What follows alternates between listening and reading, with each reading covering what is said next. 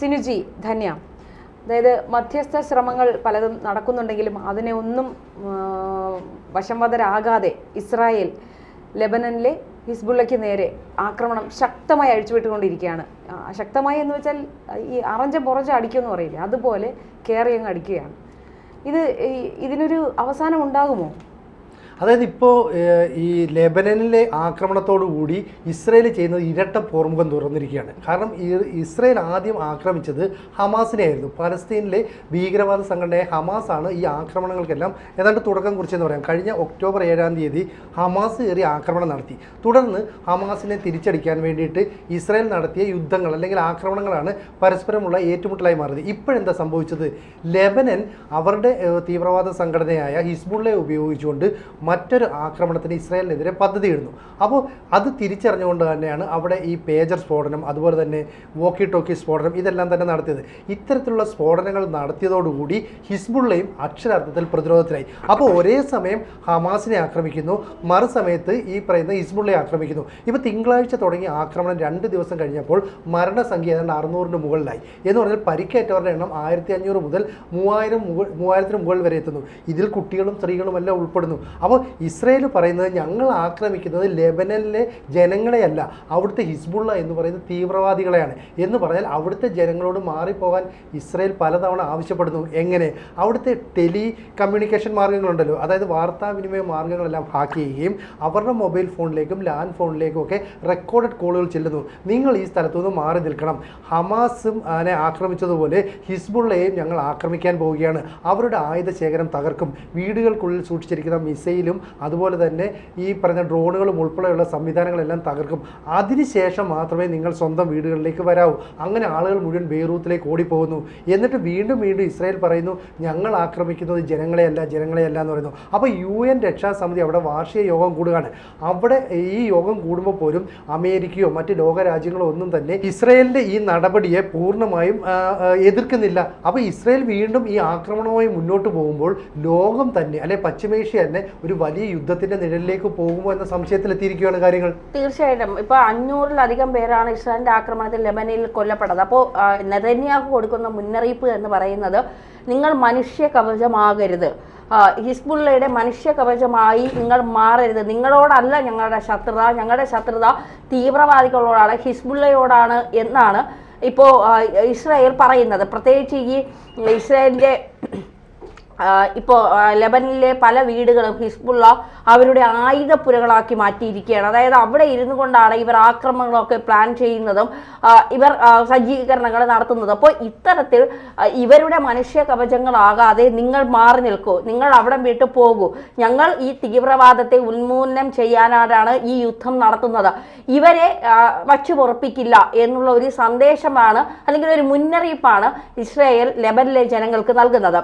പക്ഷെ ലെബനിലെ ജനങ്ങളെ സംബന്ധിച്ചുള്ള അവർ എങ്ങോട്ട് പോകാനാണ്? അവർക്ക് ചെന്ന് കയറാൻ ഗത്യന്തരമില്ലാതെ നിൽക്കുന്ന ഒരു ജനസമൂഹത്തെ നമ്മൾ കാണാതെ പോകരുത്.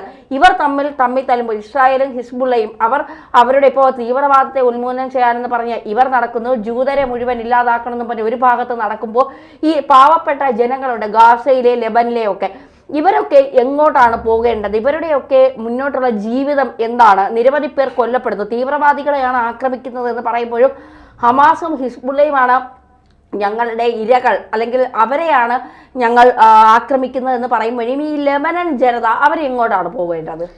അതല്ല, ഇപ്പോൾ ഈ ഗാസയിലും മധ്യസ്ഥതയ്ക്ക് മുൻകൈ എടുത്ത ഖത്തർ ഇപ്പോൾ ഇവർക്ക് മുന്നറിയിപ്പ് നൽകിയിട്ടുണ്ട്. ഇത് അവിടുത്തെ പോലെയല്ല, ഇവിടെ ഇപ്പോൾ ആക്രമണം രൂക്ഷമാകുന്നു, കൂടുതൽ ഇവിടെ സാഹചര്യങ്ങൾ വളരെയധികം രൂക്ഷമായിക്കൊണ്ടിരിക്കുകയാണ്. അപ്പോൾ ഒരു വാണിംഗ് ആണ് ഇപ്പോൾ ഖത്തർ കൊടുത്തിരിക്കുന്നത്. അപ്പോൾ ഈ ഹിസ്ബുള്ള തലവൻ ഹസൻ നസറുള്ള ലെബനൻ ജനങ്ങളെ നാശത്തിലേക്ക് തള്ളിവിടുകയാണ് എന്നാണ് ഇസ്രായേൽ വാദിക്കുന്നത്. അപ്പോൾ ഇസ്രായേൽ പറയുന്നത് ഇസ്രായേൽ ഒരിക്കലും ലെബനനെതിരല്ല, അവിടെ ഈ ഹിസ്ബുള്ള അവിടുത്തെ ആൾക്കാരുടെ വീടുകളിലെ ലിവിംഗ് റൂം എല്ലാം ഇവരുടെ മിസൈൽ സംഭരണ കേന്ദ്രങ്ങളാക്കാൻ ശ്രമിക്കുന്നുണ്ടെങ്കിൽ ലെബനൻ ജനങ്ങൾക്ക് അവരുടെ വീട് നഷ്ടപ്പെടും. അപ്പോൾ ലെബനൻ ജനങ്ങൾക്ക് ഇസ്രായേൽ വാണിംഗ് കൊടുക്കുന്നു, നിങ്ങൾ ഇവർക്ക് സാഹചര്യം ഒരുക്കി കൊടുക്കരുത്, അത് നിങ്ങളുടെ നാശത്തിലേക്കേ പോവുകയുള്ളൂ എന്നാണ് പറയുന്നത്. അതേസമയം ഐക്യരാഷ്ട്ര സഭയിൽ അമേരിക്കൻ പ്രസിഡന്റ് ജോ ബൈഡൻ പറഞ്ഞത് ലെബനനിൽ ഒരു സമ്പൂർണ്ണ യുദ്ധത്തിന് ഞങ്ങൾ താല്പര്യപ്പെടുന്നില്ല. അപ്പം ആര് വേറെ ഒരു രാഷ്ട്രങ്ങളും തന്നെ ഈ നടക്കുന്ന അതിക്രമങ്ങൾക്ക് അതിനെ ഒരു യുദ്ധത്തിലേക്ക് കൊണ്ടുപോകാൻ ആരും ആഗ്രഹിക്കുന്നില്ല. കഴിഞ്ഞ ദിവസം ഇറാൻ പ്രസിഡന്റും ഇതേപോലെ പറഞ്ഞിട്ടുണ്ടായിരുന്നു, യുദ്ധത്തിലേക്ക് പോകാൻ അവർക്കും താല്പര്യമില്ല. പക്ഷേ ഇസ്രായേലിനെ കുറ്റപ്പെടുത്തുകയാണ് ചെയ്യുന്നത്.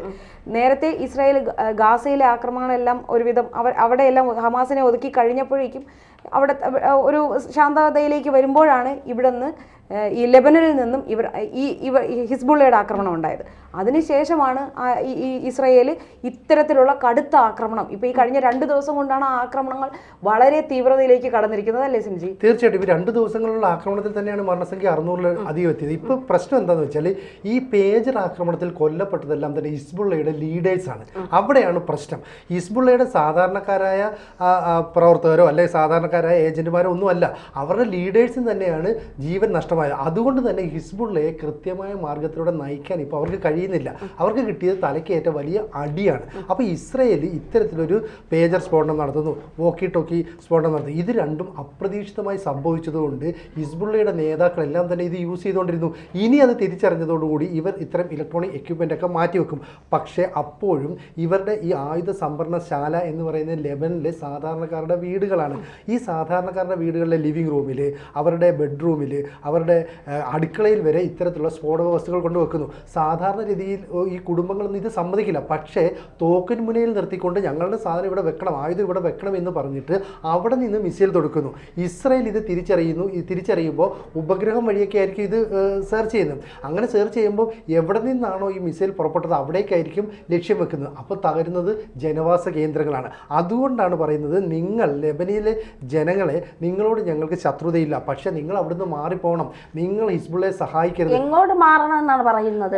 അത് അങ്ങനെ കൃത്യമായിട്ട് പറഞ്ഞില്ല. നിങ്ങൾ അങ്ങോട്ട് മാറി ഇങ്ങോട്ട് മാറുന്നു പറയാൻ പറ്റില്ല, നിങ്ങൾ മാറിക്കോ എന്ന് പറഞ്ഞു. ഇവർക്ക് ആകെ പോകാനുള്ള സ്ഥലം ഈ ലെബനന്റെ തലസ്ഥാനമാണ്.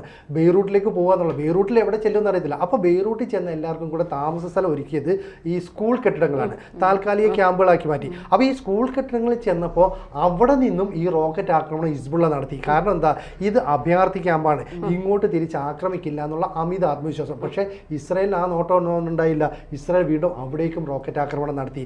എന്ന് പറഞ്ഞാൽ ഈ പറയുന്ന അഭയാർത്ഥി ക്യാമ്പുകളിലേക്ക്, സ്കൂളുകളിലേക്ക് ഉൾപ്പെടെ ഹിസ്ബുള്ളയ്ക്ക് നേരെ ആക്രമണം നടത്തുകയാണ്. അപ്പം ഒരേ സമയം ഇസ്രായേൽ ഹമാസിനെ തീർക്കാനുള്ള നടപടികൾ നടത്തി കഴിഞ്ഞു. അവരുടെ ആയുധശേഖരം മുഴുവൻ നശിപ്പിച്ചു, ആൾനാശവും നടത്തി.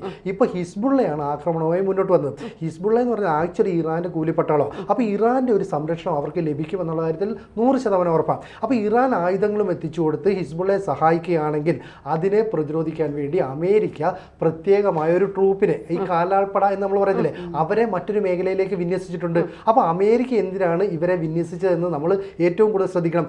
ഏതെങ്കിലും കാരണവശാൽ ഇറാനോ അല്ലെ ചൈനയോ മറ്റോ ഇവർക്ക് സഹായവുമായി വന്നാൽ ഞങ്ങൾ നേരിട്ട് ഈ യുദ്ധത്തിലേക്ക് ഇറങ്ങും എന്നുള്ള മുന്നറിയിപ്പാണ്. അപ്പോൾ ഇസ്രായേലിന് ഹിസ്ബുള്ളയെയും ഹമാസിനെയും തീർക്കുന്നത് വരെ വിശ്രമമില്ല. ഇതിൽ നിരപരാധികളായ ഒരുപാട് പേരുടെ ജീവൻ നഷ്ടപ്പെടുമെന്നുള്ള കാര്യം ഉറപ്പാണ്. ഇപ്പോഴും ആക്രമണം തുടരുന്നു എന്ന് പറഞ്ഞാൽ ഹിസ്ബുള്ള വിചാരിച്ചേക്കുന്നത് ഈ UN-ന്റെ ഇടപെടലുണ്ടാവും, മറ്റ് ലോകരാജ്യങ്ങൾ ഇസ്രായേലിനെതിരെ നടപടി സ്വീകരിക്കുന്നതാണ്. അങ്ങനെ ഒന്നും ഉണ്ടായിട്ടില്ല.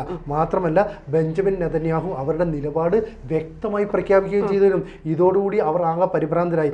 എന്തായാലും ഹിസ്ബുള്ളയെ തീർക്കാതെ ഇനി അടങ്ങില്ല എന്നുള്ള രീതിയിൽ ഇസ്രായേൽ നിലപാടെടുത്താൽ കൂടുതൽ കാഷ്വാലിറ്റി ഉണ്ടാവും. എന്ന് പറഞ്ഞാൽ തുടർച്ചയായി ഈ വ്യോമാക്രമണവും അതുപോലെ തന്നെ ഇനി കാലാൾപ്പടയുടെ ഒരു ആക്രമണവും കൂടി ഉണ്ടായാൽ അവർക്ക് പിടിച്ചു നിൽക്കാൻ കഴിയില്ല. അപ്പോൾ ഏതെങ്കിലും മാർക്കറ്റുകളിലോ ആശുപത്രികളിലോ വിദ്യാഭ്യാസ സ്ഥാപനങ്ങളിലോ ഒക്കെ ഹിസ്ബുള്ള ഭീകരർ ഒളിച്ചിരിക്കാം. കാരണം എന്താണെന്ന് വെച്ചാൽ ഇവരെ നയിക്കേണ്ട അല്ലെ ഇവർക്ക് നേതൃത്വം നൽകേണ്ട ലീഡേഴ്സ് എല്ലാം ഈ ആക്രമണത്തിൽ കൊല്ലപ്പെട്ടു. അപ്പോൾ ഇടത്തട്ടിലുള്ള താഴെത്തട്ടിലുള്ള നേതാക്കൾക്ക് കൃത്യമായ മാർഗനിർദ്ദേശമില്ല.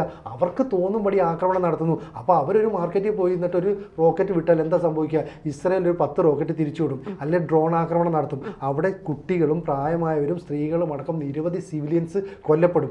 ആ കൊല്ലപ്പെടുന്ന ഒഴിവാക്കാനാണ് ഇവരോട് ബെയ്റൂട്ടിലേക്ക് പോവുക എന്ന് പറയുന്നത്. ഇതിനപ്പുറത്തേക്ക് വേറെ ഏതൊരു സ്ഥലത്തേക്ക് പോകാൻ ഇവരെ മറ്റ് രാജ്യങ്ങളൊന്നും സ്വീകരിക്കുന്നില്ല. ഇപ്പം പറയുന്നത് എന്താ പറയുക, അറബ് രാജ്യങ്ങൾ ഇസ്രായേലിനെതിരെ ഭയങ്കര ശക്തമായി പ്രതിരോധിക്കുന്നു, ശക്തമായി വിമർശിക്കുന്നു. എന്തിനാണ് ഇങ്ങനെ വിമർശിക്കുന്നത്?